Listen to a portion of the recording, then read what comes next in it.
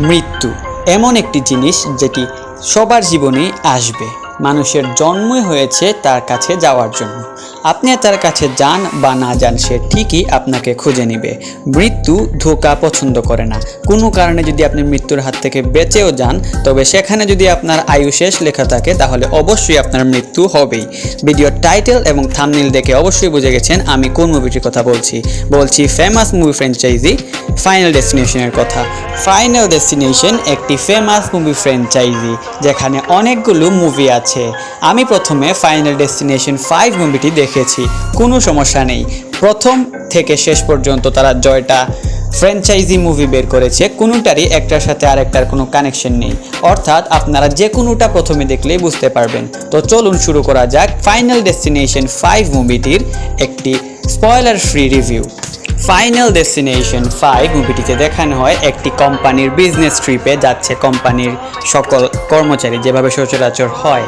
তো সেই কর্মচারীরা যখন একটি বাসে উঠে তারা ট্রিপের উদ্দেশ্যে রওনা দিবে, তখন তাদের বাসটি একটি পুলের মধ্যে এসে আটকে যায়।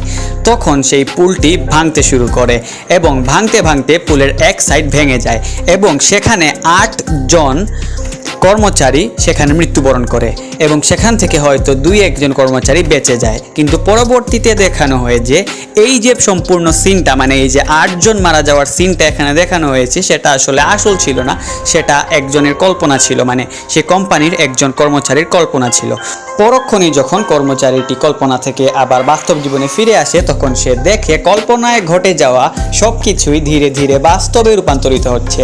অর্থাৎ সে আসলে জানে পরবর্তীতে এই পুলটি ভেঙে পড়তে চলেছে, তাই সে আগে থেকেই কোম্পানির সকলকে সতর্ক করে দেয়। তাই কোম্পানির সকল সতর্ক হয়ে গিয়ে সেই পুলটি থেকে সরে যায় এবং যে 8 জনের মারা যাওয়ার কথা ছিল কল্পনা অনুযায়ী, সেই 8 জন আর মরে না।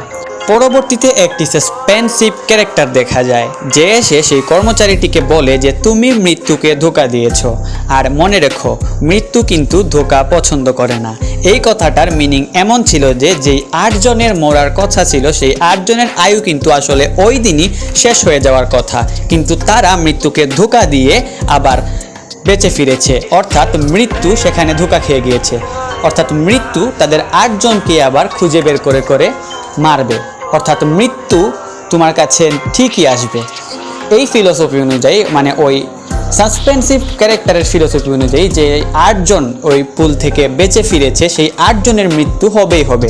যদিও তারা মৃত্যুকে ধোঁকা দিয়েছে, তারপরেও তাদের মৃত্যু হবেই হবে। তো পরবর্তীতে এই কাহিনীটা ধরেই মুভিটি আগাতে থাকে এবং সেই 8 জনের পরিণতি কি হয়, সেই 8 জনের 8 জনই কি মারা যায় আসলেই, নাকি তাদের পরিণতি অন্য কিছু হয়, সেটি মুভি দেখলে বোঝা যাবে। সেটি আমি এখন বলছি না। এই পরিণতিটা দেখতে হলে অবশ্যই আপনাদের ফাইনাল ডেস্টিনেশন 5 মুভিটি দেখতে হবে এবং মুভিটি এমন একটি মুভি যেটা দেখে আপনি বোর্ড হবেন না এবং সেখানে অনেক ভয়ঙ্কর কিছু জিনিস দেখানো হয় এবং মৃত্যুর যে জিনিসগুলো বা যে জিনিসগুলোর মাধ্যমে তারা মারা যায় সেটা আসলে আনএক্সপেক্টেড।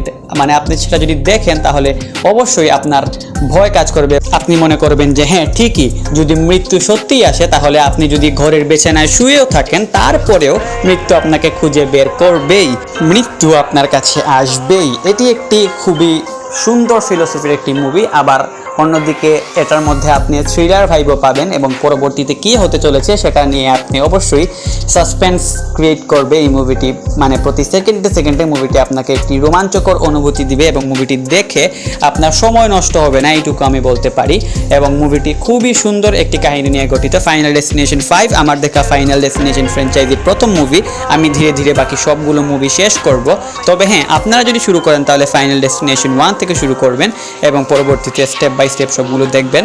কোনো সমস্যা নেই যদি আপনারা একটা মুভি না দেখে আরেকটা মুভি দেখেন, কারণ একটা মুভির কাহিনীর সাথে আরেকটা মুভির কাহিনীর কোনো মিল নেই। এটা একটি ফ্র্যাঞ্চাইজি মুভি।